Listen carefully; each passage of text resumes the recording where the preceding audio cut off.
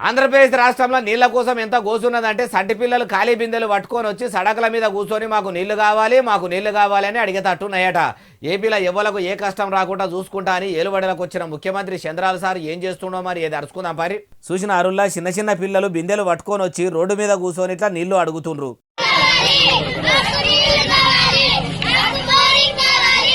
మాకు నీళ్లు కావాలి అని ఇట్లా అట్టముక్కలు పట్టుకొని నోట్ల పదన ఆరిపోయేదాకా ఆ పసిపిల్లలు నీళ్ల కోసం దండలాడుతుంటే వాళ్ళు ఉంటున్న ఏరియాలో ఎంత నీళ్ల కరువు ఉందో అర్థం చేసుకోవచ్చు.